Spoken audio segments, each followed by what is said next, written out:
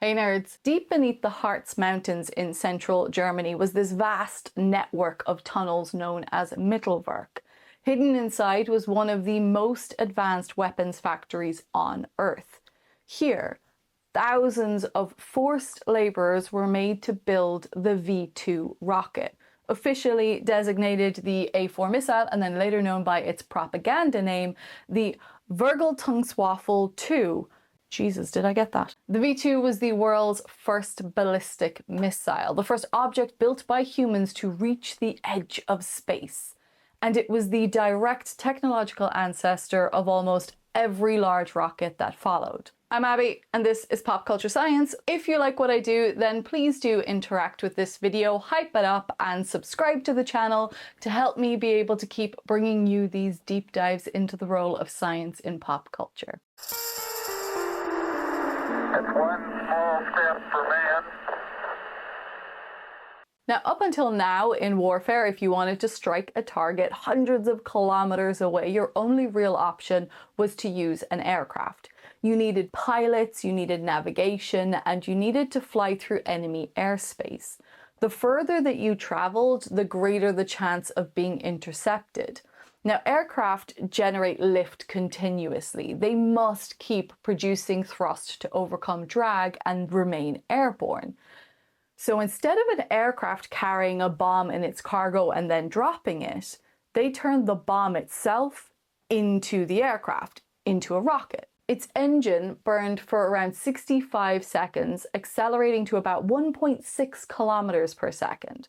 After that, then the engine shut down and went silent. The rocket coasted upwards, reaching altitudes of around 80 to 90 kilometers before gravity eventually pulled it back down towards Earth, acting like a giant projectile following this ballistic trajectory. The same equations that would describe how a cannonball will fire out and go in an arc describe the motion of the V2. Now, the V2 never technically entered the region that we call space. This is what's marked by the Kármán line, which is about 100 kilometers above the surface, but it was close to the edge of space. And it was designed this way specifically because climbing above the denser layers or denser part of the lower atmosphere dramatically reduced aerodynamic drag.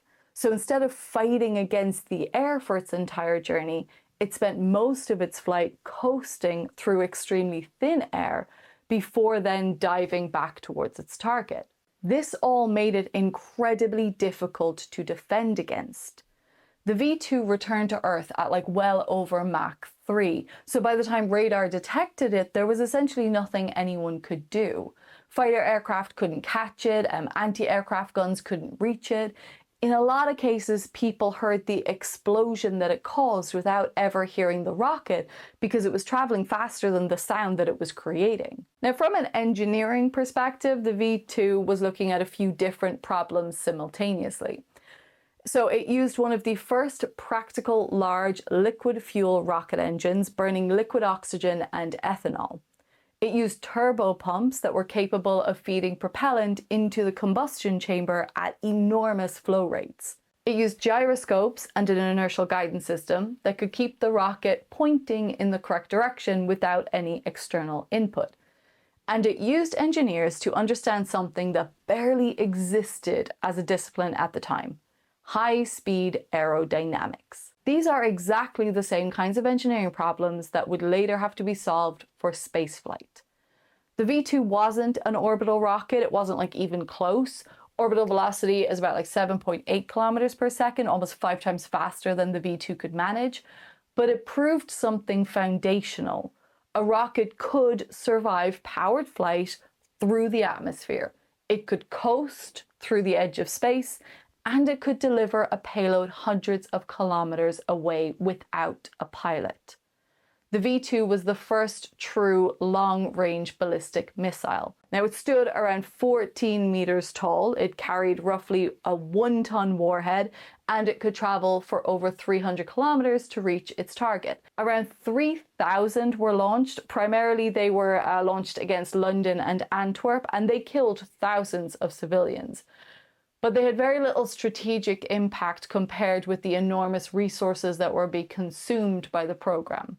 So, if it wasn't a strategic success, why did everyone want it so badly?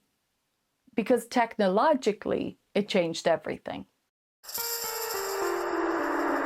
one small step for man.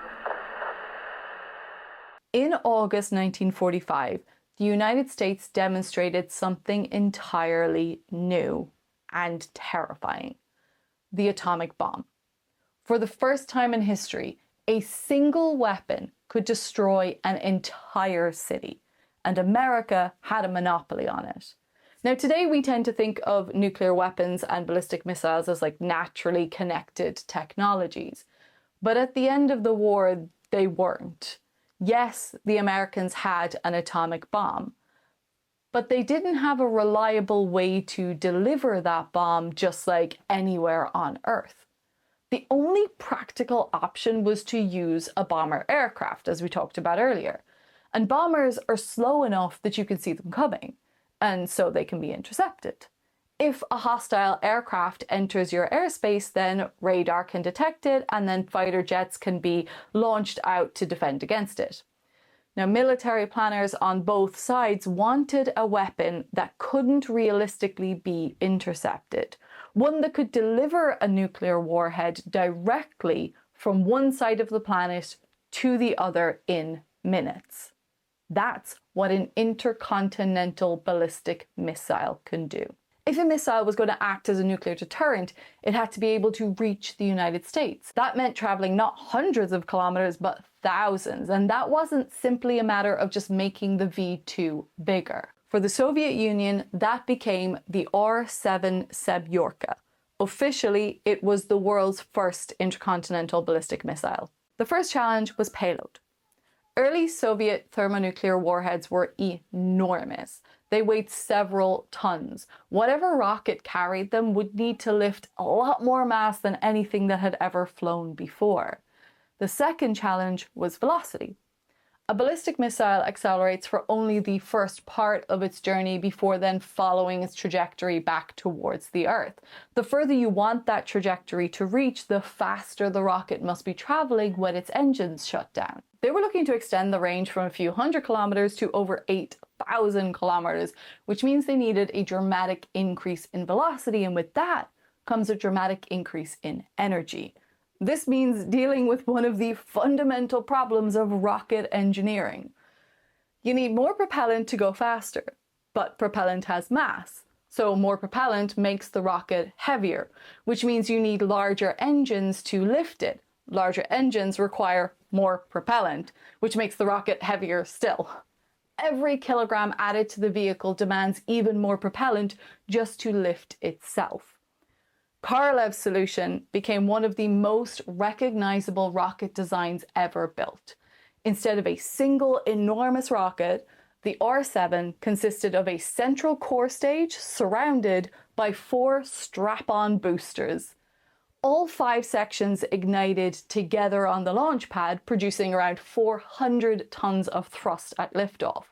Now, as the outer boosters emptied, they were jettisoned simultaneously, allowing the central stage to continue accelerating without carrying all that dead weight. It was like a really clever solution for shedding mass as quickly as possible. So the vehicle itself was 34 meters tall. It weighed nearly 280 tons when it was fueled, and it was powered by liquid oxygen and kerosene. It was almost 25 times heavier than the V2.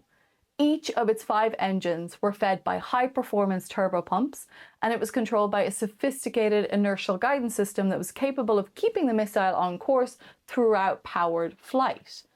It was an extraordinary piece of engineering. But it wasn't an ideal military weapon.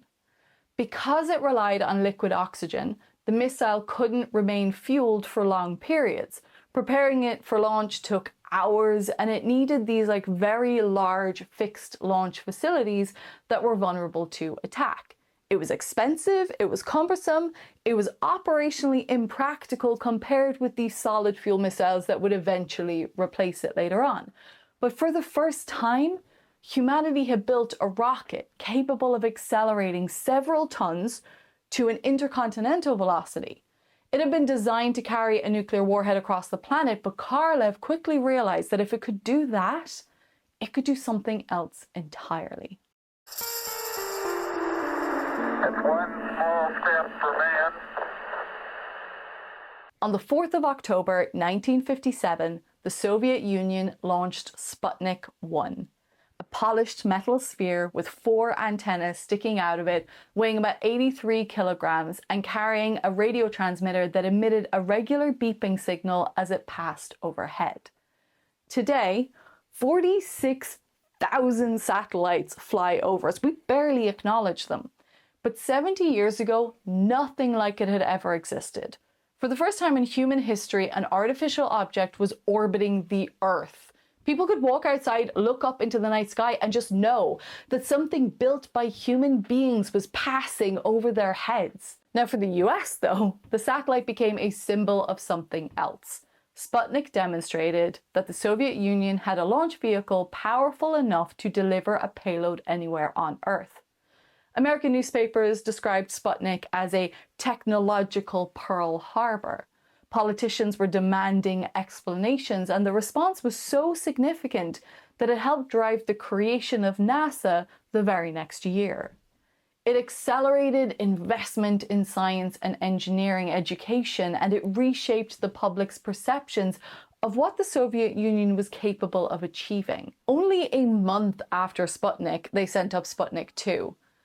Carrying Leica the dog. Now, look, Leica had never had any prospect of returning safely to Earth, but if I talk about it too much, I will start to cry, so we're just going to move on. From a technical perspective, the mission demonstrated that you could put a living creature in orbit. Then, on the 12th of April 1961, Yuri Gagarin climbed aboard Vostok 1 and became the first human being to travel into space. Today, we live in a world where people have spent months aboard space stations, where astronauts routinely work in orbit, and where images of Earth from space are so commonplace that we barely think about them, unless you're from a specific corner of the internet and you think it's all just fake. In 1961, no human being had ever looked down and seen the Earth from above. Gagarin became the first. In 1963, Valentina Tereshkova became the first woman in space, a milestone that would stand for almost 20 years before another woman followed her into orbit, which is insane. Anyway, then, in 1965, Alexei Leonov performed the first spacewalk, leaving the relative safety of his spacecraft and then floating above the Earth, connected only by a tether. Again and again, the Soviet Union arrived first. It's one small step for man. By the mid-1960s, both the United States and the Soviet Union knew how to reach orbit. But getting to the moon was an entirely different problem. Orbiting the Earth means traveling at around 7.8 kilometers per second. Escaping the Earth's gravity and heading towards the moon needs a hell of a lot more energy. The Apollo spacecraft would need to reach a velocity of almost 11 kilometers per second, so they designed the biggest rocket ever built. Standing 110 meters tall and weighing almost 3,000 tons when fully fueled, the Saturn V remains one of the most powerful machines ever constructed. And more than 94% of the mass wasn't the rocket. It was the propellant.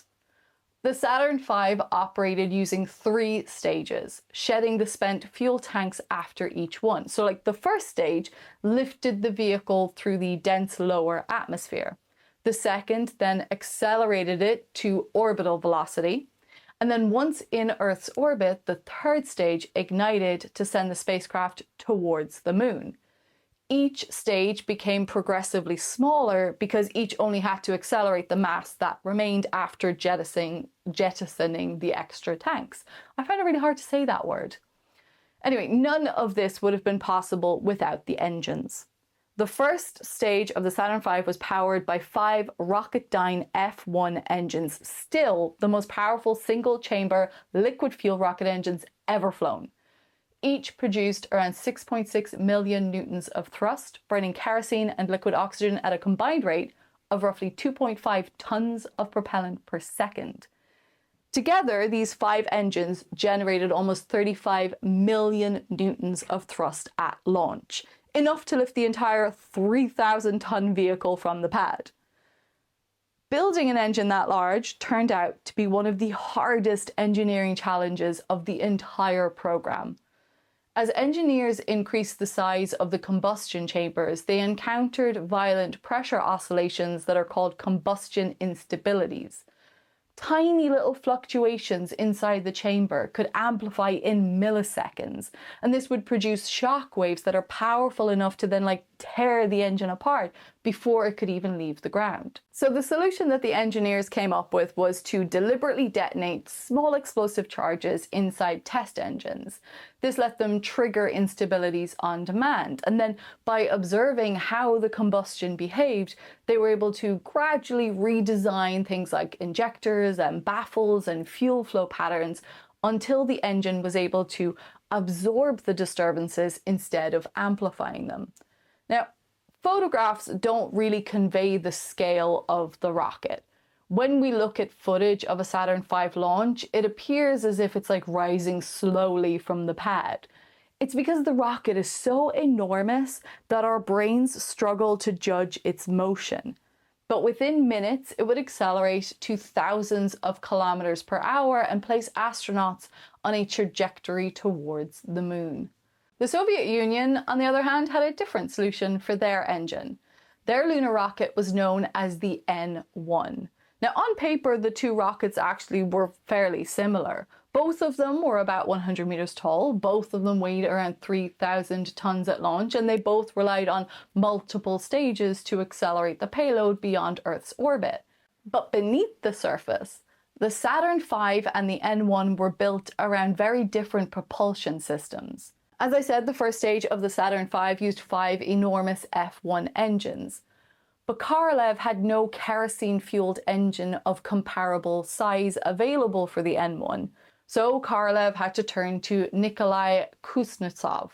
Now, Kuznetsov's design bureau, they'd previously specialized in aircraft engines rather than rockets, and his team didn't produce a Soviet equivalent of the F1. So what they made was a smaller engine called the NK-15, using a high-pressure staged combustion cycle. Now that gave it excellent efficiency and thrust for its size, but a smaller engine produces less thrust overall. So to lift a rocket that's weighing roughly 3,000 tons, the N1 needed 30 of them. 24 NK-15 engines were arranged around the outside of the first stage, with another 6 in an inner ring.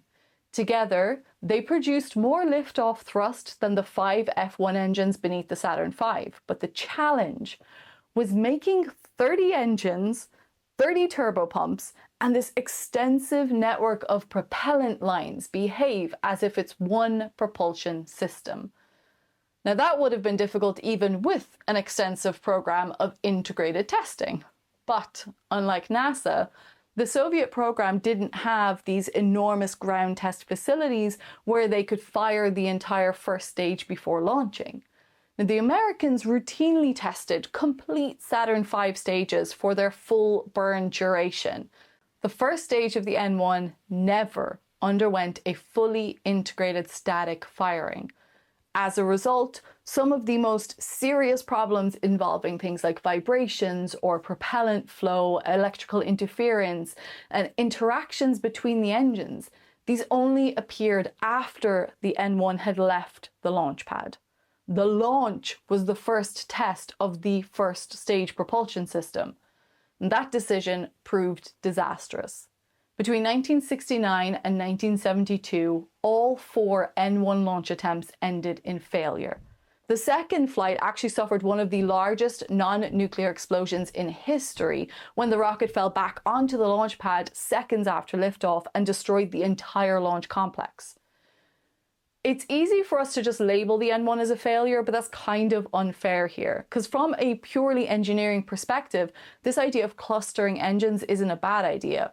Modern rockets like SpaceX's Falcon 9 and Starship do exactly the same thing. You see, multiple smaller engines can even improve redundancy because in principle, the rocket can survive the failure of one engine.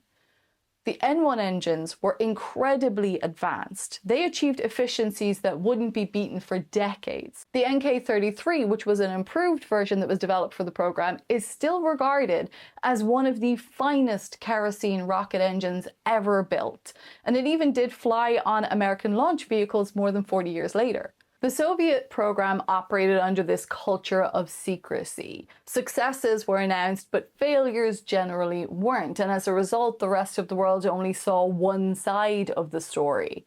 But that side was ultimately the winning side. It's one small step for man.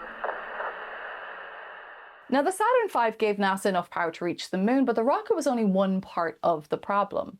The Apollo spacecraft still had to carry 3 astronauts across nearly 400,000 kilometers of space, enter lunar orbit, separate into 2 vehicles, land one of them on the surface, launch it again, and then bring everyone safely back to Earth.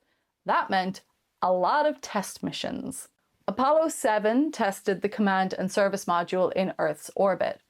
Apollo 8 then carried Frank Borman, Jim Lovell, and Bill Anders around the moon in December 1968. Apollo 9 tested the lunar module in Earth orbit, and then Apollo 10 went back to the moon to do a mock run of the landing mission. The lunar module separated from the command module and descended to roughly 15 kilometers above the surface before returning to lunar orbit.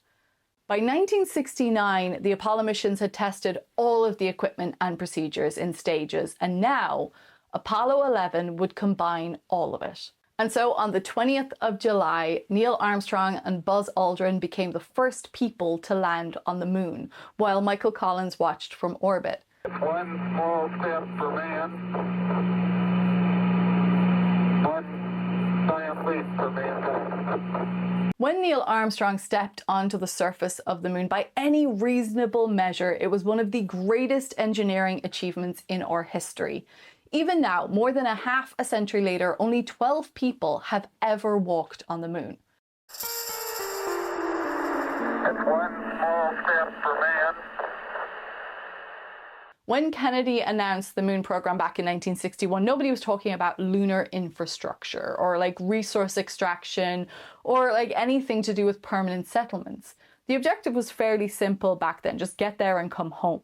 Today, the conversation is very different. Now, one of the reasons the moon has become strategically important is because we've learned a lot more about it than the Apollo era planners ever knew. In particular, we've recently discovered significant deposits of water ice trapped inside permanently shadowed craters near the lunar poles.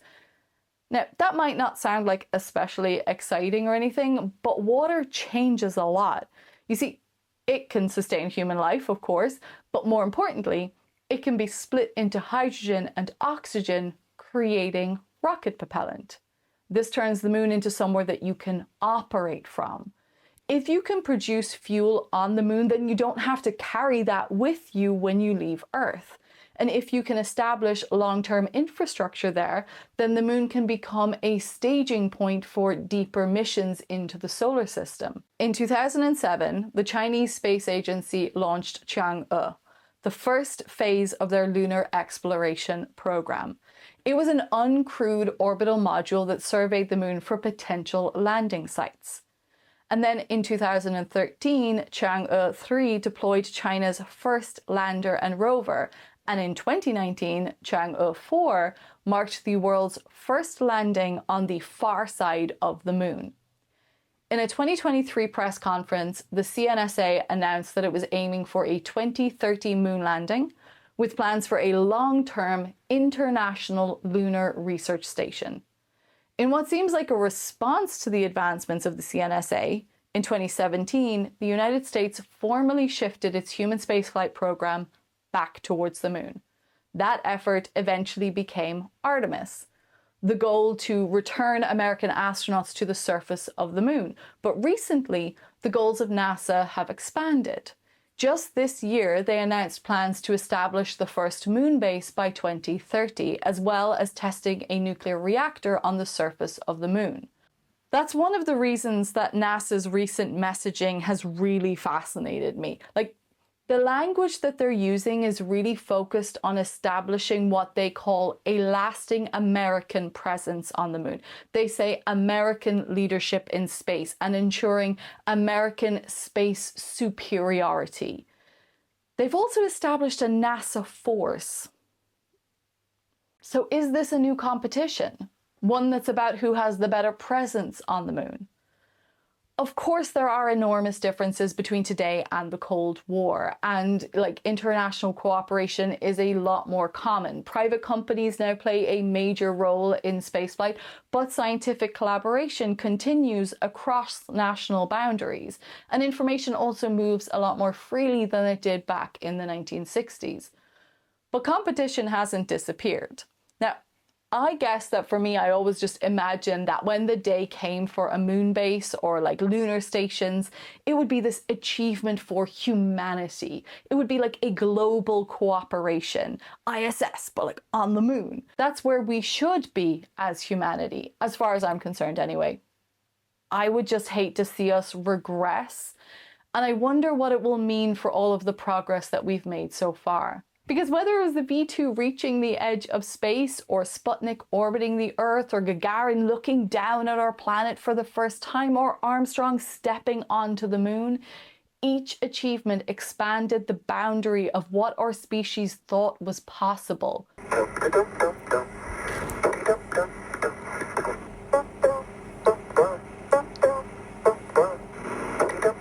Let me know what your thoughts are, and if this is the first time you're seeing me, I'm Abby. I'm a physicist, and I like to talk about the science of science fiction and some of the big questions in science. If you did enjoy this, then please do subscribe. I also do post shorter explainer and review videos as and when, and with a deep dive once a month. And you can also check out my Nerd Exchange podcast, where I talk to scientists, artists, writers, anyone really, just about the things that they like to get nerdy about. I also have a Patreon that has both free and paid content if you want to join the Nerd Club. I really do appreciate all of the members for helping me to continue to do this, so thanks you guys. If you like this video, you might like my deep dive into The Expanse's fusion rockets, or you can check out the full playlist here. Stay nerdy.